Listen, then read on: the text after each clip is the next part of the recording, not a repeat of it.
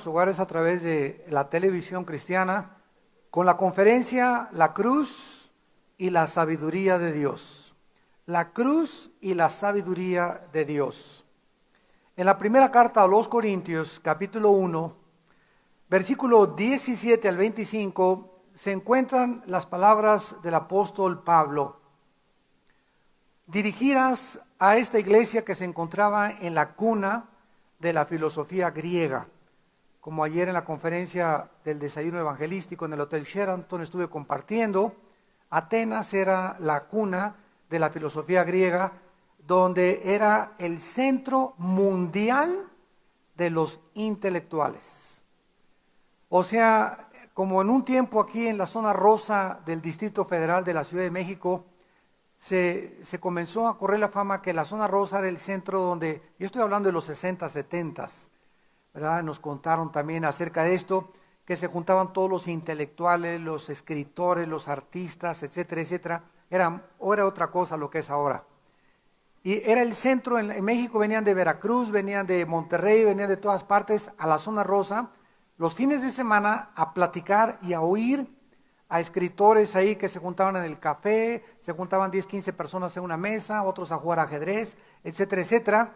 Bueno, Atenas era el centro de la intelectualidad romana del mundo antiguo. Y cuando el apóstol Pablo llegó, en el capítulo 17 de los Hechos, lo invitaron los filósofos epicúreos e estoicos, discípulos de Zenón, que creían en el panteísmo, que Dios es todo y todo es Dios, esto es Dios, el reloj es Dios, todo es Dios, lo que creen todas las filosofías orientales, y lo que creían también los estoicos y los epicúreos, que era que Dios, ¿verdad?, es la fuerza que está detrás de todas las cosas, y todos estos pensamientos equivocados Pablo los trató de explicar a través de la revelación del Dios verdadero. En esta carta a los Corintios, la iglesia de Corinto, por estar tan influenciada por tanta intelectualidad y tanta filosofía, comenzaron a jactarse los cristianos, y algunos hasta como ahora en el siglo XXI, yo he oído, ¿verdad?, que muchas personas prefieren mandar a su hijo o a su hija a un psicólogo que con un pastor. O creen que el psicólogo puede tener respuestas para poder arreglar la conducta de su hijo o de su hija, ¿verdad? Esto es totalmente antibíblico. Dice en 1 Corintios 2, ¿quién de los hombres conoce las cosas del hombre, sino el espíritu del hombre que vive dentro de él? Así, un psicólogo solamente va a poder entender la conducta de tu hijo si él conoce el espíritu de tu hijo, porque toda conducta normal proviene de un espíritu de pecado, un problema de pecado, un problema donde hemos roto los mandamientos o las leyes de Dios. Y cualquier violación a las leyes de Dios trae inmediatamente a nuestra vida problemas mentales, los que se manifiestan a través de una conducta anormal. Comienza tu hijo a las 2 de la mañana a aullar como coyote. O en otro tipo no tan exagerado, ¿verdad? Pero comienza la persona a tener miedos y temores, etcétera, etcétera, o a darle demasiada énfasis a la pornografía, o al internet, o se comienzan a meter en demasiadas cosas de la guerra, etcétera, etcétera. Y todas estas cosas tenemos que cuidarlas porque envenenan la mente de nuestros hijos. Entonces, así como estas personas se involucraron en la intelectualidad, yo quiero compartirles brevemente que yo antes de ser cristiano era de esta manera. Era una persona que me creía sumamente intelectual, porque me gustaba siempre desde los 14, 15 años de edad, era un apasionado de los libros, me encantó la lectura, me devoraba 2 libros, 3 libros, antes de ser cristiano, por lo menos al mes. Siempre me ha apasionado la lectura, leer, los tesoros de la juventud, la enciclopedia británica, etcétera, etcétera, las obras de la Ilíada y la Odisea de Homero, y cosas de Francia, y que los gurús, y que la parapsicología, y que el médico de plata, el médico del Tíbet, y que el Himalaya, y que los misterios de las Bermudas, etcétera, etcétera. Y luego me metí a estudiar psicología 2 años, filosofía griega, ciencias políticas, estuve también más o menos como 12 meses estudiando, y yo era una persona muy intelectual. Y cuando mi hermano Alejandro me comenzó a invitar a escuchar la Biblia, yo me sentía demasiado arriba de los tontos cristianos que creen que venimos de Adán y Eva, que creen que la Biblia es hecha por la palabra de Dios. Y entonces un día había una reunión de oración en casa de Emilio Anderuz, que fue el misionero bautista que guió a mi hermano Alejandro y a mí a Cristo. Me invitaron a una reunión de oración y había un muchacho que, por cierto, en estos tiempos está muriendo de esclerosis múltiple, que era muy inteligente y ya era cristiano. Y entonces me enseñó este pasaje de 1 Corintios que vamos rápidamente a estudiar esta mañana. Y este pasaje fue el que Dios usó para que yo me convirtiera. Cuando me enfrenté con la palabra de Dios y oí que lo necio de Dios es más sabio que nosotros y que lo insensato de Dios es más inteligente que lo nuestro y que lo débil de Dios es más fuerte que lo nuestro, me di cuenta que estaba yo peleando contra un Dios ante el cual yo era solamente un caracol o tenía el cerebro de un ostión. Pero yo le preguntaba a este muchacho, a los cristianos, ¿por qué si Dios es Dios permitió al diablo? ¿Que no es Dios todopoderoso? Sí, y entonces ¿por qué no acaba con el diablo? Y los cristianos, bla, bla, bla, bla, bla, bla, bla. Y casi nunca encontré nadie que me contestara. ¿Y por qué si Dios es esto? ¿Por qué permitió aquello? ¿Y por qué si Dios puede levantar una piedra más pesada que Él? Otra pregunta, ¿verdad? ¿O por qué Dios no acaba con la maldad ahorita? ¿Por qué si Dios es amor, permite los terremotos, permite los tsunamis, permite las tragedias? Y todas esas preguntas intelectuales tenían un límite en mi mente como la tienen todos los ateos también, porque yo era ateo. Yo después de ser criado en una iglesia de la religión popular, me volví ateo precisamente porque los líderes de la religión a la que yo pertenecía nunca me dieron respuestas. Es más, ni leían la Biblia, para acabar pronto, ¿no? Entonces, cuando yo me enfrento de que las cosas que yo creía entender con mi mente van más allá de mi capacidad para poder entenderlas, porque no tengo al Espíritu Santo, ni la vida eterna, ni a Dios que me ayude a comprender, entonces mis pensamientos chocaban con una pared, como chocaron los pensamientos de Jean-Paul Sartre, el padre del existencialismo francés, el ateo número 1 en los 60 en Francia, que escribió un libro que se llama La náusea y otro El muro. Y Jean-Paul Sartre dijo lo siguiente: llego a puntos en mi vida donde veo como una pared y donde trato de entender las preguntas que anteriormente les hice. ¿Por qué si Dios es esto, aquello? ¿Por qué si Dios es aquello? Y me estrello, dice Sartre, contra esa pared. Y por eso le llamó a la vida una náusea. Y escribió el libro La náusea. Dijo, todo es nauseabundo, no tiene sentido nada de lo que pasa en el mundo. Y así hay millones de personas que no han entendido porque no tienen al Espíritu de Dios.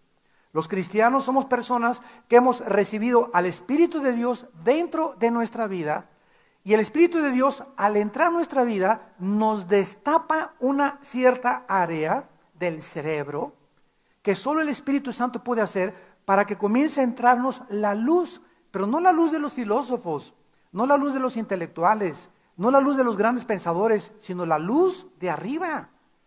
Y esa luz comienza a entrar y nos quita esa barrera y traspasamos la barrera del sonido, la barrera de la comprensión y comenzamos a entender los pensamientos de Dios que son mucho más altos que los nuestros. Y los caminos de Dios que son mucho más grandes que los nuestros.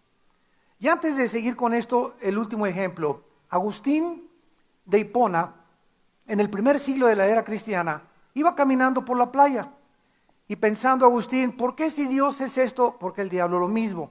¿Por qué si Dios así permite, por qué no acaba con las tragedias? ¿Por qué no acaba con la miseria? ¿Por qué no acaba con aquello? ¿Por qué permite que nazcan niños con dos cabezas? Y así va Agustín por la playa caminando, tratando de entender a Dios. Y en eso ve a un niño, ahí en la playa, que corría al mar y metía las manos y lo echaba en un hoyito. Y corría el niño y echaba el agua en un hoyito. Y le preguntó a Agustín, bastante asombrado, ¿qué estás haciendo, niño? Y le contestó el niño, estoy tratando de meter el mar en ese hoyito. Y le contestó Agustín, eres un niño tonto, claro que solamente así a ti se te ocurre. ¿Cómo crees que el mar, que es más grande que ese hoyito, quepa en ese hoyito? Y se paró el niño y le dijo, pues tú eres más tonto que yo, tratando de poner los pensamientos de Dios en la jicarita que tienes aquí.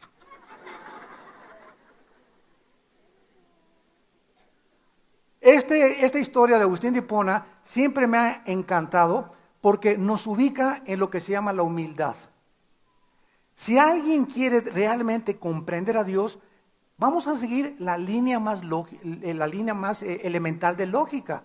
Si tú quieres comprender a Dios, compárate con un niño de 3 años tratando de entender a Alberto Einstein. ¿Podría un niño de 3 años tener el mismo cerebro que Alberto Einstein? Y es un ser humano igual que Alberto Einstein. Pero ¿cuál es la diferencia del cerebro del niño de 3 años al de Alberto Einstein? Simplemente que el de Alberto Einstein está más desarrollado, ¿verdad? Ha desarrollado una capacidad en el cerebro que la tenemos ilimitada de conocimiento. Entonces, aunque tú le expliques a un niño la raíz cuadrada, no le entiende. Que no es inteligente, sí es muy inteligente, pero hay cosas que van más allá, son barreras mucho más allá por la edad que tiene. Entonces, comparemos eso nosotros con Dios. Somos unos renacuajos comparados con los pensamientos de Dios. Para que podamos entender las maravillas del universo y por qué las cosas son como son, tenemos que entender claramente que necesitamos a Dios para que Él nos las explique. Pablo llega pues a Corintio y comienza en el versículo 18 diciéndoles, porque la palabra de la cruz es locura, lo que hemos estado diciendo, a los que se pierden. Pero a los que se salvan, esto es a nosotros, es poder de Dios. Si yo llego ahorita a la Universidad de Harvard, o a la Universidad de Princeton, o a la Universidad de Yale, en Inglaterra o en Estados Unidos, y les digo, las obras de ustedes son como trapos de inmundicia, y todos ustedes van camino al infierno, me van a decir que estoy loco, porque son grandes estudiantes y grandes intelectuales de grandes universidades, pero las cosas de Dios no las entienden. Pero si yo llego a un seminario teológico con muchachos graduados ya y les digo lo de la Biblia, etcétera, etcétera, lo van a entender porque tienen a Dios. Entonces, esta es la grande diferencia entre las personas que no tienen a Dios, que no tienen la vida eterna, que tienen al Espíritu Santo, aunque tengan mucha inteligencia y mucha sabiduría, se estrellan contra la Biblia y contra lo que dice la Biblia porque no la entienden. Porque el hombre natural, 1 Corintios 2, 14 en adelante, el hombre natural no entiende las cosas de Dios porque para él son locura. Yo chocaba con la Biblia, esto es locura, y aquí hay demasiada sangre, y aquí hay contradicciones, y hablaba puras tonterías porque no lo entendía. Pero cuando recibí a Cristo, se me cayeron las vendas, comencé a estudiar la Biblia y comencé a entender a Dios. Y seguimos tratando de entender a Dios. Porque esta es la vida eterna, que conozcamos a Dios. Esta es la razón por la cual Dios nos salvó, que lo conozcamos. Y es interesante que en el original griego, dice Juan 17, 3 y 4, esta es la vida eterna, que te sigamos conociendo, o sea, todavía después de muertos. Yo les decía ayer en la comida que tuvimos de pastores, aún después de la muerte, seguiremos conociendo a Dios. Porque el día que alguna criatura que existe en el universo tenga todas las respuestas, es Dios. ¿Para qué necesita Dios? Así que nunca habrá un tiempo en el universo ni en la eternidad en la que una criatura pueda decir, conozco todo. Toda la eternidad será de aprendizaje. Gracias a Dios. La palabra de la cruz es locura a los que se pierden, pero a los que se salvan, esto a nosotros es poder de Dios. En primer lugar, vemos en el versículo 18 dos tipos de personas. La Biblia nunca habla de algo neutral. Eres o no eres. La Biblia dice es blanco o es negro. No hay nada gris. Es azul o es verde. ¿Eres cristiano o no eres cristiano? ¿Es la verdad o es la mentira? No puede haber una mezcla de la verdad con la mentira, porque deja de ser verdad. Si una muchacha, por ejemplo, que es cristiana, comienza a salir con un muchacho que no es cristiano, ¿quién creen que va a ganar? ¿Creen ustedes que ella lo va a convertir a él? ¿Por qué?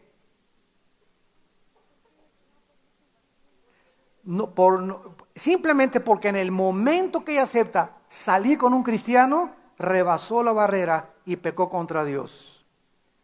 Porque dice la Biblia, no tendrás amistad, ¿verdad?, con las tinieblas. Entonces, el momento que una muchacha acepta salir en serio con un muchacho que no es cristiano pensando, lo voy a convertir, en ese momento ella deja de ser iluminada. El Espíritu Santo deja en ese momento de operar en su vida. esa muchacha inmediatamente se traslada al mundo de las tinieblas.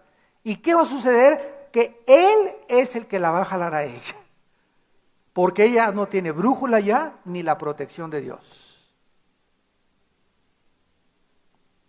Tú haces un negocio ilícito, en ese momento Dios ya no está con tu vida. Y si tú no te arrepientes de ese negocio, o de ese adulterio, o de esa fornicación, entonces va a surgir otro pecado más grande. Y después vas a hacer otro pecado más grande, porque el momento de que tú te arrepientes, Dios entra a tu vida y te impide seguir cometiendo errores. Pero si tú te arrepientes, hasta ahí llega tu cosecha, y de ahí en adelante vas a recoger la cosecha, pero con Dios contigo. Y Dios te va a ayudar para que salgas del pozo donde fuiste caído por la trampa, y Dios te va a sacar. Esa es la bendición de los que se arrepienten a tiempo. Por eso cuando oigas su voz, no te endurezcas. En Mateo capítulo 7, dice Jesucristo claramente en el versículo 13 y 14, entrad por la puerta estrecha, porque ancha es la puerta y espacioso el camino que lleva a la perdición, y muchos son los que entran por ella. De acuerdo a Jesús, hay dos puertas, una grande, espaciosa, no es estrecha, no es difícil de entrar, es el camino donde tú pones las leyes. Es la puerta donde todos van porque no quieren que nadie les diga lo que tengan que hacer. Es la puerta ancha donde como los borregos, ¿verdad? Como manada entran corriendo todos, porque es la puerta de los placeres, es la puerta donde no se necesita, donde todo es fácil. Robar es fácil, transar es fácil, mentir es fácil, el que no tranza no avanza, etcétera, etcétera. Y la mayor parte de la humanidad va por esa puerta. Pero estrecha, angosta el camino que lleva a la vida, y poquitos son los que entran por el camino que Cristo nos vino a marcar. ¿Por qué? Porque es el camino aparentemente difícil, está muy estrecha. Dios me pide mucho. No, me siento apretado, me siento que me va a quitar mis deseos de ser artista, me va a quitar mis deseos de hacer dinero. Ya no voy a poder ir a las discotecas, ya no voy a poder fumar. Y está muy apretado todo lo que me está diciendo Cristo.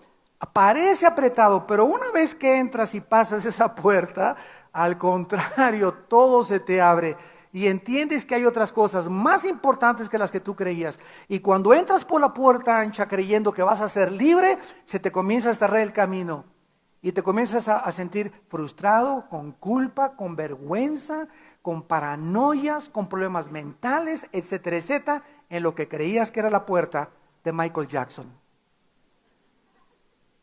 Y la puerta que el diablo les brinda a todos los artistas, deportistas, políticos, ¿verdad? Este es el camino, te doy todo lo que quieras, eres famoso y todo. Miren cómo acaban.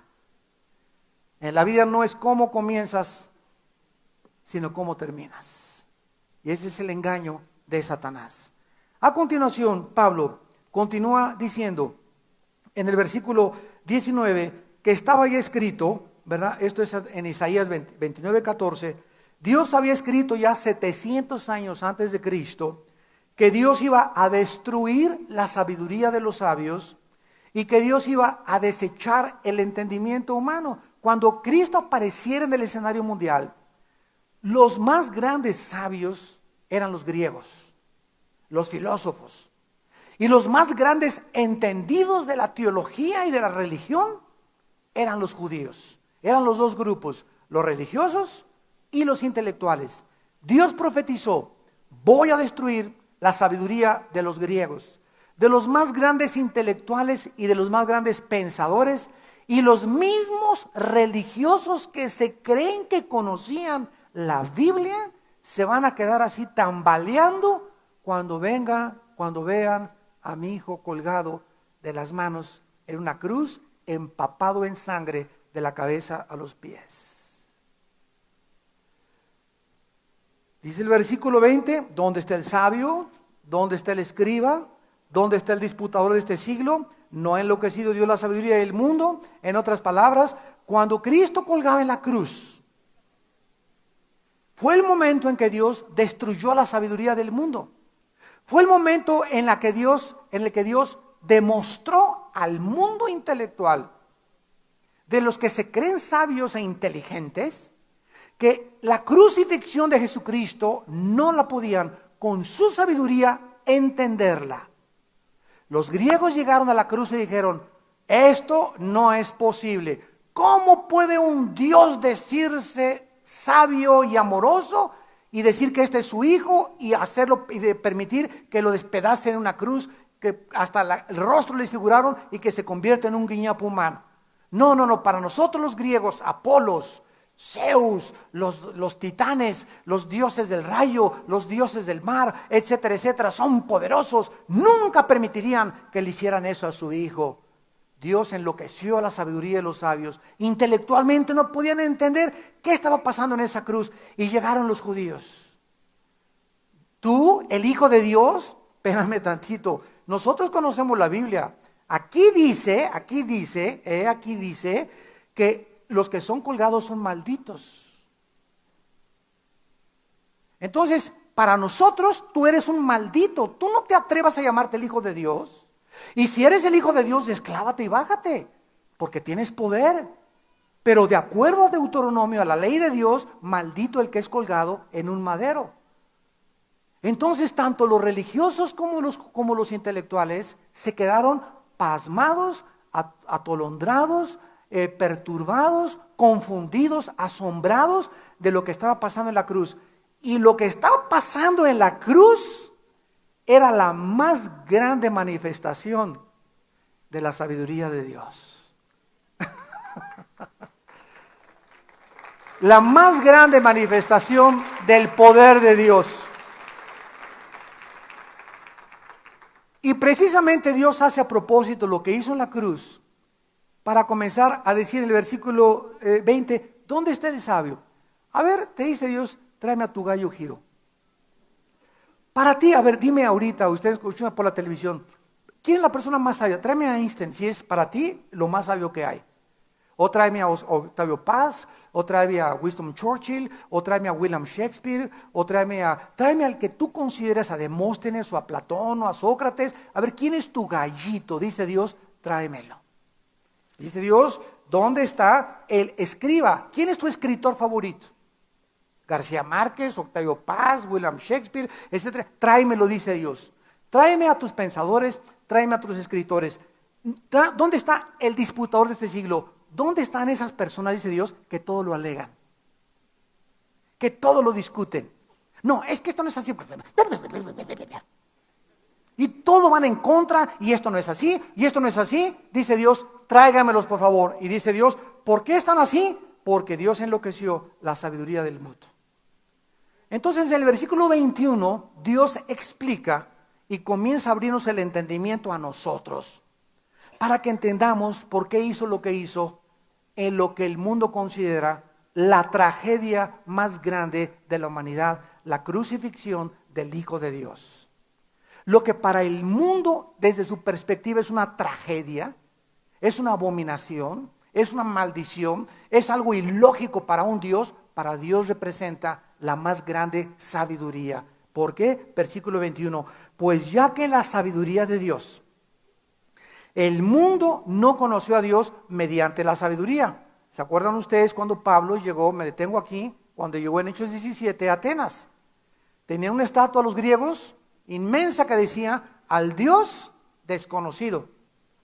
Y llega Pablo y les dice, ustedes veo que son muy religiosos. Bueno, ese Dios que ustedes están adorando sin conocerle, es a quienes yo les vengo a anunciar. Entonces vemos que a través de la sabiduría, de la meditación, de la filosofía, nunca el ser humano va a poder entender a Dios.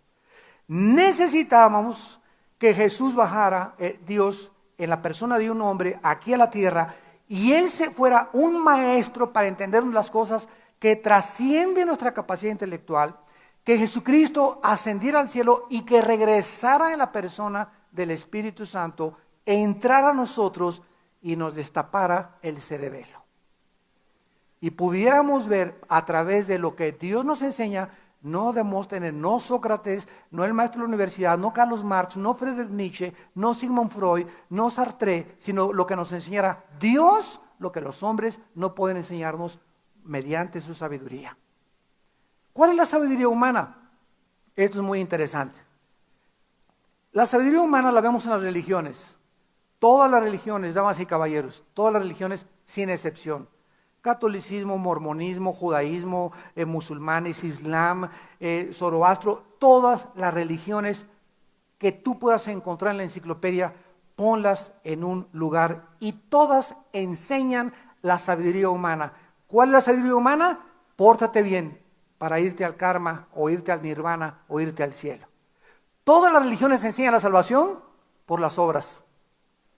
Y el único sistema de pensamiento que existe en la historia que enseña que el hombre no se salva por sus obras se encuentra en la Biblia. Efesios 2, 8, 9. Porque por gracia somos salvos por medio de irte de rodillas a la villa, de chicotearte y ponerte nopales en la espalda, de regalar todo tu dinero a los pobres. Somos salvos por gracia, por medio de la fe, no por obras. No por obras, no por obras, porque si fuera por obras, Dios nos hubiera dicho, mis chiquitines, pórtense bien, sean buenos, échenle ganas y nos vemos allá arriba. Y entonces, ¿para qué Cristo murió en la cruz? Hubiera sido un desperdicio. Dios no hubiera tenido que sacrificar a lo más amado del universo. Nos hubiera encargado solamente que nos portáramos bien y que le echáramos ganas. Y que a lo mejor nos veíamos allá al final, al otro lado, en la isla de la Roqueta. Pero no fue así. No fue así porque Dios tenía que destruir la sabiduría humana y demostrar que no, el pensamiento cristiano no iba de acuerdo a la sabiduría del mundo. Y el hecho que la Biblia sea el único libro que contenga un sistema de pensamiento diferente al de todas las religiones, es por eso que el mundo lo rechaza. Porque cuando yo he tenido debates, ¿verdad?, con curas y con religiosos, y no, usted la pone muy fácil, que nomás solamente creer, dice, para ellos creen que es muy fácil. Y le digo, no es fácil, le costó la vida al Hijo de Dios. Entonces no fue tan fácil. Para nosotros sí, porque solamente hay que creer. Y después las buenas obras son para demostrar que somos cristianos, pero no hacemos buenas obras para salvarnos, porque es por fe. Entonces el mundo rechaza porque el mundo quiere, no, yo tengo que hacer algo. Yo tengo que irme de rodillas, yo tengo que hacer esto, tengo que hacer sacrificios, tengo que ayunar para que Dios me acepte. Y dice Dios, los sacrificios de los impíos son abominación a Jehová. Cuidado cuando alguno de ustedes se mete a ayunar para tratar de comprar a Dios. O para tratar de echarle manita de puerco a Dios. Señor, mi hijo está enfermo, voy a ayunar 3 días para que me veas como... Ve cuánto, tengo 3 días, ya me estás viendo, Señor, no he comido, Señor, tú sabes lo que me está costando de trabajo no comer, Señor, y no he bebido agua tampoco, Señor, ¿te compadeces de mí ahora? Qué Dios tan falto de misericordia, ¿verdad? Que tiene que vernos ladramos como perritos o sin comer para poder contar nuestras oraciones. Al que no escatimó a su hijo, sino que lo entregó, ¿cómo no nos dará todas las cosas? ¿Dónde dice que a través del ayuno? El ayuno no es para pedirle algo a Dios, es para entrar en comunión con Dios y a través de abstenerme de alimentos, tener más sensibilidad y dedicarme a estudiar la palabra y orar para poder encontrar muchas veces la dirección que quiero más clara en mi vida, pero nunca es para hacer que Dios me dé algo. Voy a ayunar para encontrar un trabajo, voy a ayunar para que se me sane mi hijo, voy a ayunar para esto. Nunca ustedes lo hagan, porque el más grande sacrificio ya lo hizo Él en una cruz. Dice el versículo 21, en la sabiduría de Dios, el mundo no conoció a Dios. Mediante la sabiduría humana, desde luego, agradó a Dios salvar a los creyentes. Y vean ustedes cómo le llama Dios al mensaje cristiano, locura de la predicación. Ayer en el desayuno, gracias a Dios, hubo 155 decisiones. Gracias a Dios. Llegó una persona al final del desayuno. Siempre mi esposo y yo recibimos a la gente, nos encanta platicar con ellos y todo. Y llegó un señor que era maestro del Politécnico aquí en México. Y me dijo, pues fíjese que me invitó al desayuno y pues le doy gracias a Dios que hay una persona como usted, que usted está hablando de valores morales, etcétera, etcétera. Y le dije, bueno, sí, gracias por sus halagos y todo, pero usted ya invitó a Cristo porque vi que no traía la calcomanía que les ponemos para identificarlos, ¿verdad? Usted recibe a Cristo hoy. Me dice, no, es que, mire, hay muchas cosas que no entiendo y tengo que entenderlas primero. Le dije, mire, hay un problema con usted. ¿Qué edad tiene, amigo? Tengo 70 años de edad. Le dije, usted tiene un problema. Usted ya va de salida. Número uno. Número dos, le dije, usted tiene que entender solamente una cosa, que usted necesita a Dios. Y después de que usted invite a Dios, Dios le va a ayudar a resolver sus dudas. Pero no venga usted a decirme, primero voy a resolver mis dudas y estudiar más y después recibo a Dios. Usted lo único que tiene que estar consciente es que usted necesita a Dios. Y si usted baja las escaleras del Sheraton y le viene una embolia y le viene un ataque al corazón, usted se pinta hoy, le dije. Y cuelga los tenis antes de llegar a su casa. Así que no deje para mañana, ni se endurezca cuando oiga su voz. Hoy es el día de la salvación. Total, que me dijo, pues lo voy a pensar. Y ya se fue, ¿verdad? Bueno, ya hice una oración, le mandé un telegrama a Dios, Señor, por favor, tócalo antes de bajarse las escaleras. Y dice el versículo 22, porque los judíos piden señales. Los judíos vieron las más grandes señales de Cristo. ¿Cuál fue el más grande milagro de Cristo? La resurrección de Lázaro. Y el mismo día, en Juan 11, capítulo 11, el mismo día que Cristo hace el más grande de los milagros, levantar a alguien de entre los muertos ante sus ojos, que tenía ya 3 días, que día ya de apestado, de en descomposición, los judíos ese mismo día planean matar a Cristo. Miren lo que dice en Juan capítulo 2, el Señor Jesús, porque los cristianos del siglo XXI están iguales, muchos. Hay una campaña de sanidad y se llena. ¿Por qué? Porque quieren ver señales, quieren algo que los sacuda, quieren sentir que se mueve aquí está Dios, quieren que caiga polvito de oro, quieren que caigan diamantes y cosas del cielo, quieren sentir, quieren experimentar, y el justo por la fe vivirá. Virgen de la Macarena. No por vista. Pero esa es la incongruencia y la infantilidad y la inocencia de tantos cristianos en el siglo XXI. Yo les contaba que hay iglesias ahorita donde ya tienen magos y brujos, tratando de convertir agua en vino, y dicen que se quite el saco y te voy a poner el saco, a ver, pásale para acá y le voy a transmitir mi gloria, hermano, porque mi gloria está en mi saco. Y cuando le hago así a mi saco, mi gloria se despliega y se cae la gente, y la gente, amén, amén, amén. Esa es la infantilidad a la que la iglesia ha llegado. Se están comiendo, se están tragando todo, sin discernir nada, si es verdad, si no es mentira, si es la vieja del otro día. Dice la Biblia en Juan capítulo 4, versículo 48, Jesús les dijo, si no vieres señales y prodigios, no creeréis. Si no vieres señales y prodigios, no creeréis. Si yo veo a una persona que se levanta de su silla de ruedas, y tú estás diciendo, si yo veo un milagro voy a creer, quiero decirte algo, ese milagro de una persona que se levanta de su silla de ruedas, o alguien que esté muerto y que de repente comienza a caminar y que estaba pero totalmente seco ahí en el ataúd y que realmente resucite, te va a asombrar, va a alterar tus emociones, te va a hacer pensar, no, sí es cierto, sí es cierto. ¿Cuántos días te va a durar ese asombro?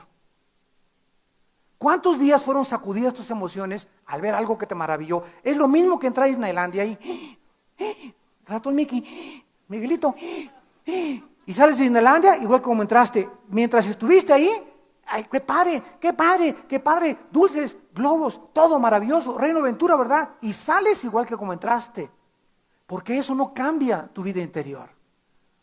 Dios escogió la palabra para que fuéramos renacidos por la semilla incorruptible que es la palabra de Dios, no por ver nada.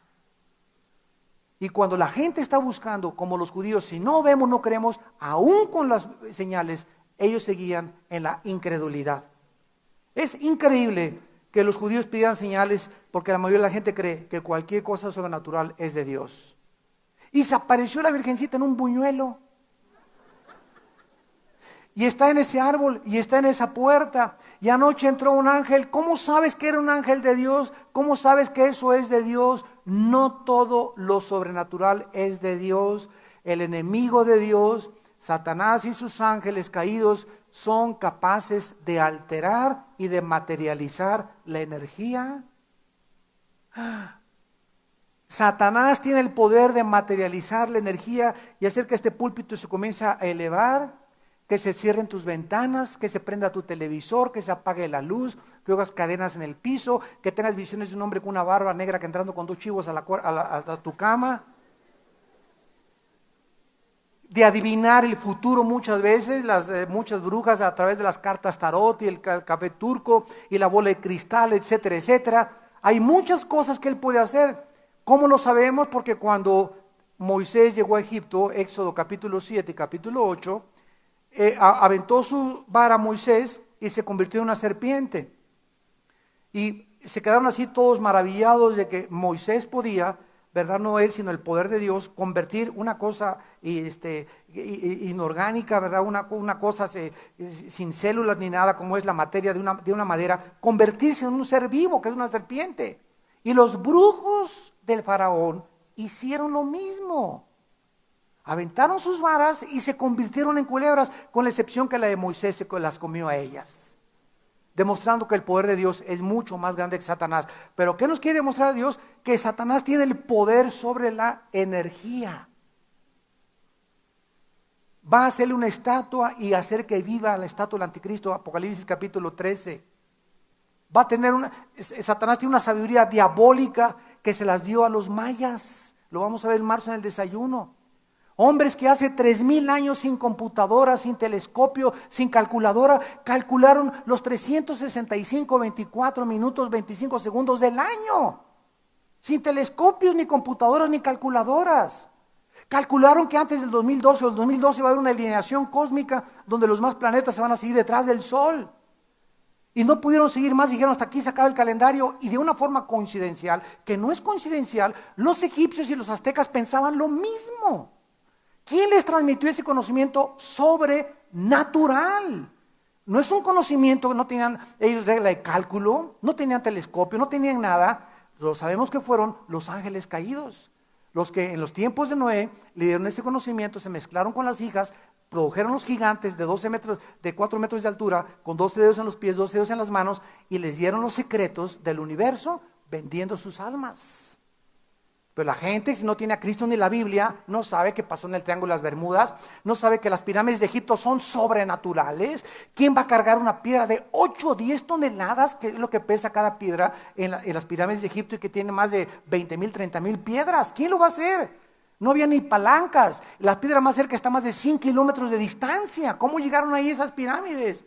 ¿Quién hizo la estructura arquitectónica de las pirámides? Que la humedad, el viento, el polvo no ha deteriorado la superficie de las pirámides, se mantienen intactas. Ni el mejor impermeabilizante del siglo XX podía haber logrado esa impermeabilización.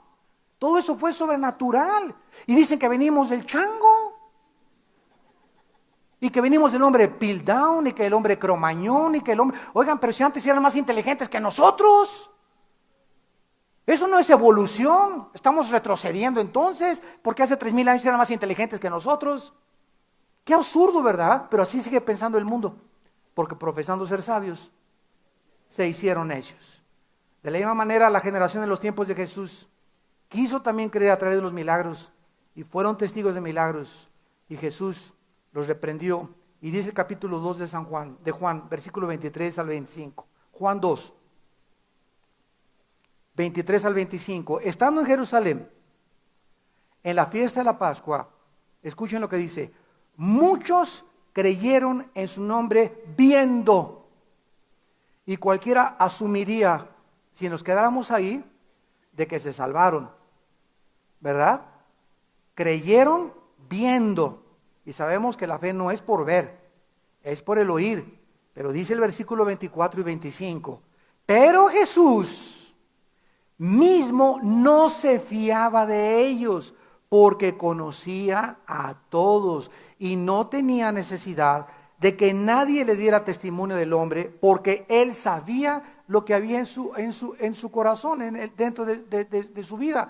O sea, mucha gente, no, ya creo, no es cierto, no has creído. Hasta que no creas interiormente a través de la predicación de la palabra de Dios, porque la palabra contiene la semilla que te hace renacer, viendo nunca vas a creer.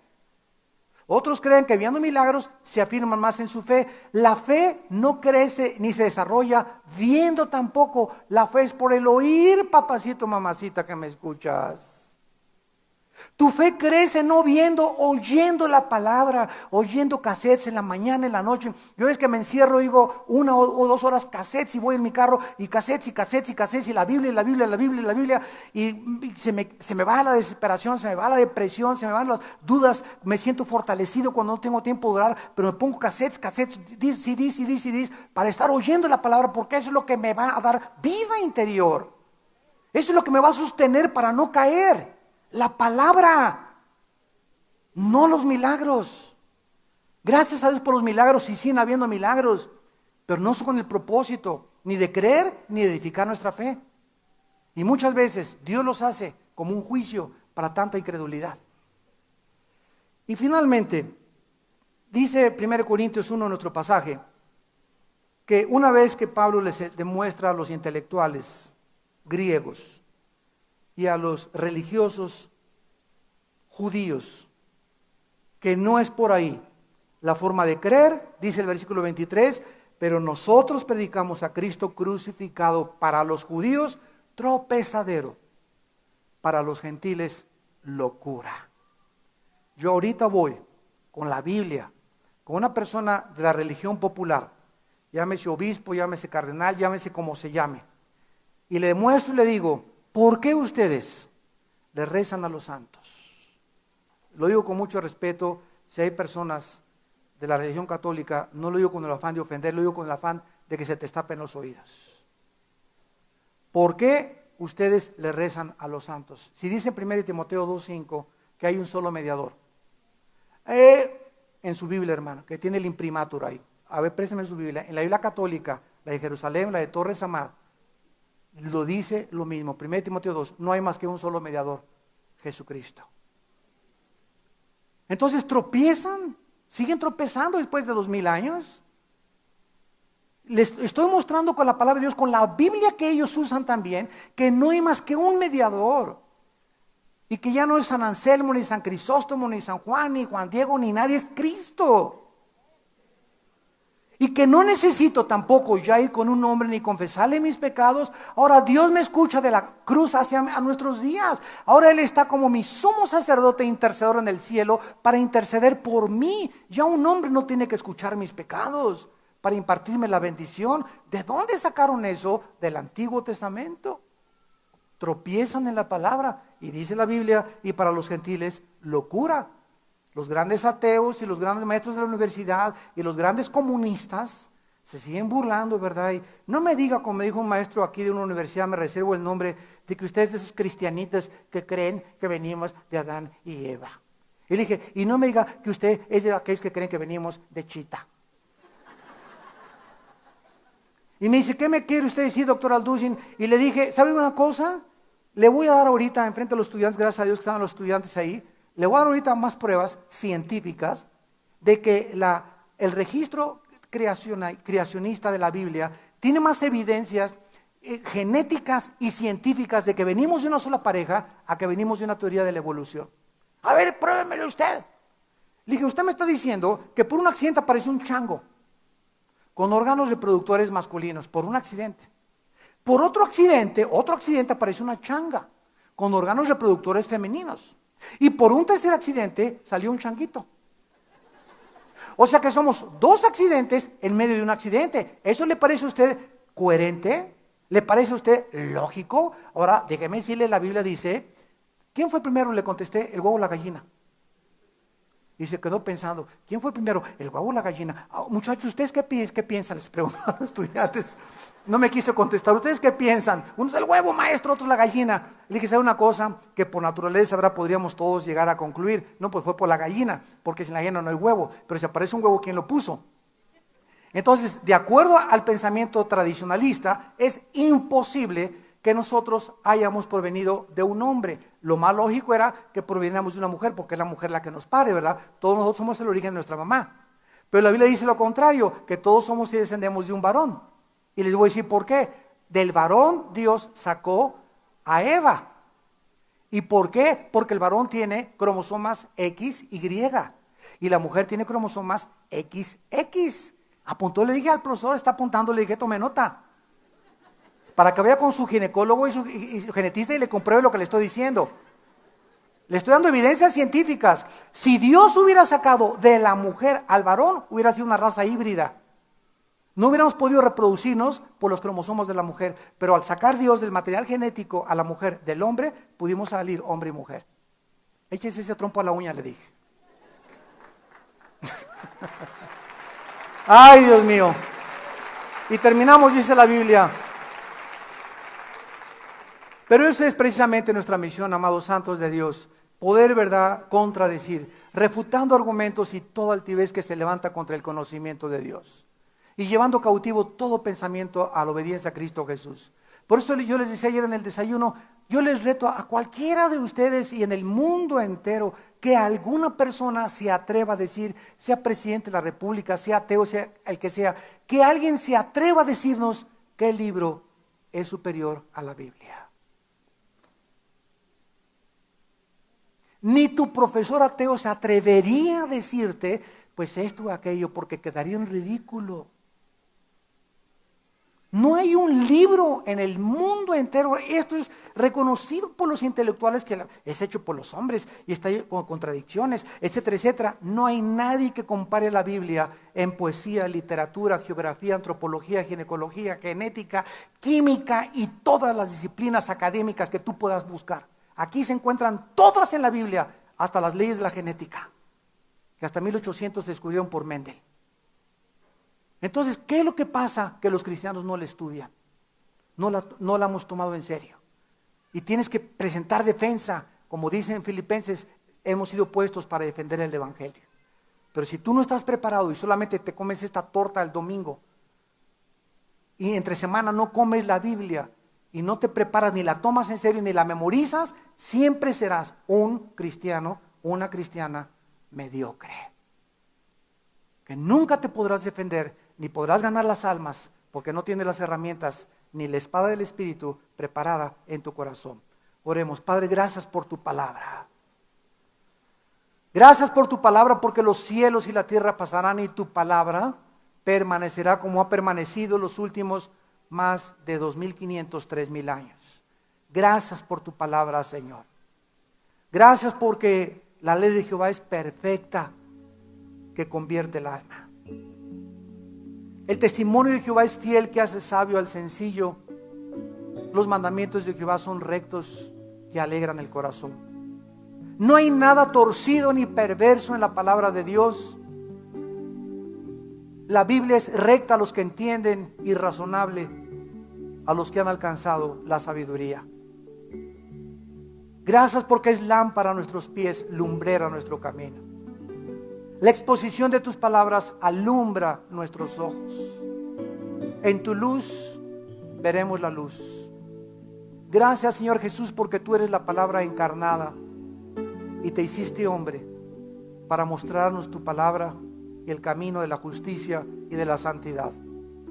En esta tarde muchos de ustedes, también los que ven por la televisión, los invitamos a que vengan, no a una religión. Te invito a que vengas a un hombre que en una cruz colgó hace 2000 años entre el cielo y la tierra.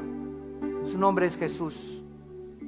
Y la Biblia dice que ese hombre Dios lo envió a morir por ti y a morir por mí, para que ahora tú vivas para Él, porque Él resucitó de los muertos y te promete hacer lo mismo contigo. Te pido que en esta mañana vengas a Cristo y le digas estas palabras en tu corazón. Señor Jesús, creo que tú en la cruz pagaste con tu sangre por mis pecados. Quiero vivir para ti. Quiero vivir sostenido por lo que tú dijiste en tu palabra, porque creo que a los 3 días te levantaste de los muertos.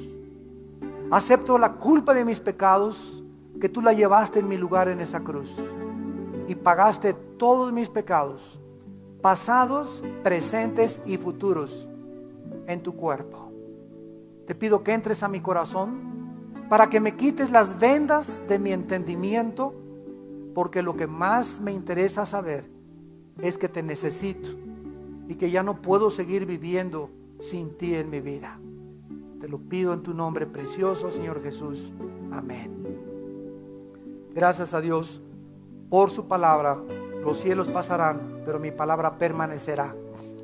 En esta tarde, antes de despedirnos y recibir nuestra bendición, queremos pedirles a todos ustedes que hicieron esta oración por primera vez, que se pongan de pie.